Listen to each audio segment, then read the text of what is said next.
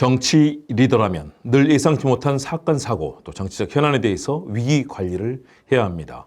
여기서 정치 지도자의 입장에서 스피치와 말하기 기법은 매우 중요한 리더십 요소로 현실적인 작용을 하게 됩니다.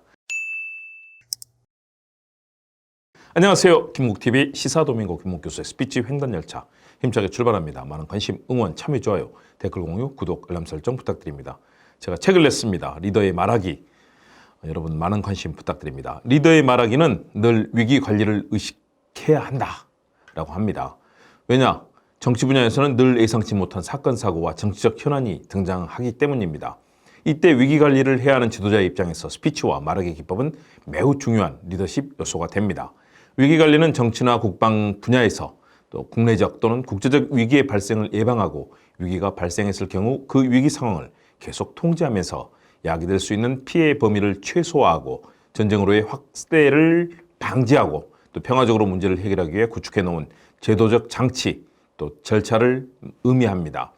리더는 사회나 조직에서 위기가 발생하면 빠르게 상황을 파악하고 적절한 커뮤니케이션을 통해서 상황 악화를 막기 위해 총력을 기울여야 합니다.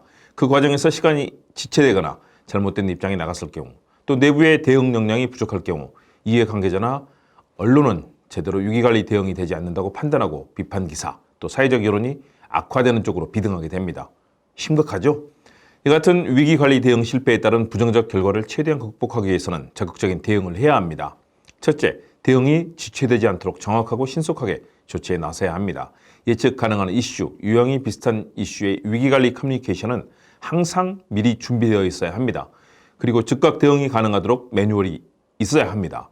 위기 상황이 발생했을 때 위기 상황에 대한 핵심 메시지들이 적재적소 적게 나옴으로써 대중의 신뢰를 유지해야 합니다. 둘째, 이해관계자와 대중의 현안에 대한 시각이 같아지도록 적극 홍보해야 합니다. 이해관계자와 대중은 발생한 위기를 심각하게 생각하고 있는데 정부나 기업은 안이하게 대응하는 것처럼 커뮤니케이션을 하는 것, 이것은 대중의 불신을 쌓을 수 있습니다. 대중은 중요하게 생각하지 않는데 정부나 기업은 굉장히 심각한 상황인 것처럼 소통할 때 대응은 혼란에 빠지기도 합니다. 자칫하면 일이 더 나빠질 수도 있죠. 셋째, 위기관리에 대한 커뮤니케이션 창구는 일원화되어야 합니다. 훈련받지 않는 사람들이 여러 채널에서 다양하게 이야기를 할 때 현장이나 대중의 혼란은 커집니다. 언론도 엇박자 대책 또는 소통 부재라고 비판합니다. 일관성 있는 위기관리 커뮤니케이션이 중요합니다. 넷째, 위기 상황에 맞고 위기 관리가 가능한 적절하고 적재적소의 커뮤니케이션을 해야 합니다. 정확한 커뮤니케이션은 정확한 사실, 즉 팩트를 기반으로 커뮤니케이션 하는 것을 원칙으로 합니다. 상황에 맞게 유연하고 적절한 커뮤니케이션을 하는 것이 필요합니다. 위기가 발생하면 책임을 져야 할 정부나 기업이 말하고 싶은 내용, 언론이 알고 싶어하는 진실, 또 이해관계자들이 듣고 싶어하는 내용, 대중이 기대하는 사실이 혼재되고 혼란이 가중될 가능성이 크기 때문에 이러한 대응을 해야 됩니다. 원칙을 지켜 준비된 대응을 하되 상황에 적절한 커뮤니케이션을 할 때 성공적인 위기 관리가 됩니다. 그러면 구체적으로 살펴보죠. 첫 번째, 명확한 목표를 설정해야 됩니다. 스피치와 말하기 기법을 사용할 때 지도자는 청중에게 전달하고자 하는 목표를 명확하게 설정해야 합니다. 목표를 정하는 것은 스피치의 효과성을 높이는 핵심 요소입니다. 청중 분석도 중요합니다. 스피치와 말하기 기법을 사용하기 전에 지도자는 청중을 분석해서 그들의 관심사와 필요에 대한 이해를 도출해야 됩니다. 이를 통해 상황에 적합한 언어와 톤, 내용을 사용하여 청중의 호응을 얻을 수 있습니다. 청소년 대상과 어르신 대상은 달라야 되겠죠? 강조, 또 강조입니다. 스피치에서의 강조는 중요한 포인트를 강조하고 명확하게 전달하는 효과적인 방법입니다. 지도자의 목소리, 제스처, 표정 등 다양한 수단을 사용해서 강조하는 기법, 강조가 굉장히 중요한 요소입니다. 그 기법을 활용해야 합니다. 네 번째는 이야기 그리고 에피소드입니다. 스피치와 말하기 기법 중 이야기와 에피소드는 청중과의 감정적인 연결을 도모하는데 굉장히 큰 도움이 됩니다. 지도자는 자신의 경험, 사례, 에피소드를 가져와서 명확하고 흥미로운 이야기로 전달하면 청중의 관심이 확 쏠리게 됩니다. 다섯 번째, 단순화와 구조화입니다. 지도자는 스피치와 말하기 과정에서 복잡한 주제를 단순하고 구조화된 방식으로 전달해야 합니다. 이를 통해 청중의 이해도를 높일 수 있고 메시지도 명확하게 전달할 수 있습니다.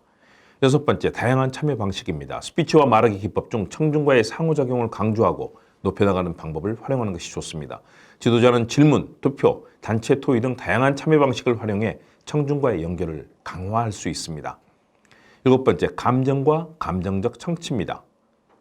스피치와 말하기 과정에서 지도자는 자신의 감정을 표현합니다. 청중의 감정을 공감하며 청취해야 합니다. 감정은 메시지에 가장 큰 영향을 주고 기억에 오래 남을 수 있기 때문에 이를 적절하게 활용해야 합니다. 감정을 자극해야 반응을 더욱 강렬하게 이끌어낼 수 있습니다. 8번째는 비언어적 요소의 활용입니다. 말하기 기법에서 비언어적 요소들인 제스처, 표정, 몸짓 이런 것들이 중요합니다. 잘 활용하면 굉장히 큰 성과를 거둘 수 있습니다. 이런 비언어적 요소들은 말하는 내용을 보충하고 강조함으로써 전달력을 높일 수 있고 저처럼 이렇게 제스처를 이렇게 취하는 거죠. 때로는 이런 요소 하나만으로도 성공적인 성과를 낼 수 있습니다. 갑자기 웃거나 하하하하 아니면 슬퍼하는 눈물 도움이 되죠. 시각화와 예시도 중요합니다. 스피치에서 시각적인 자료, 이미지, 차트, 다이어그램 등을 활용해서 청중에게 직관적으로 메시지를 전달하는 것 매우 유용합니다. 예시와 시각화를 통해서 청중은 주제에 대한 이해를 매우 높일 수 있고 또 쉽게 접근할 수 있습니다. 10번째, 훈련과 연습입니다. 스피치와 말하기 기법은 훈련과 연습을 통해 개선됩니다. 지도자는 말하기 능력을 향상시키기 위해서 자신의 발표를 녹화하고 분석하고 또 피드백을 받고 반복적으로 연습해야 됩니다. 이를 통해 대중에게 더 의미 있고 역동적이며 감동적인 스피치를 제공할 수 있습니다. 미디어표와 함께하는 김옥TV 시사도민고 김옥교수 스피치 횡단열차, 오늘 위기관리와 스피치에 대한 이야기차를 함께 운행했습니다. 여러분 감사합니다.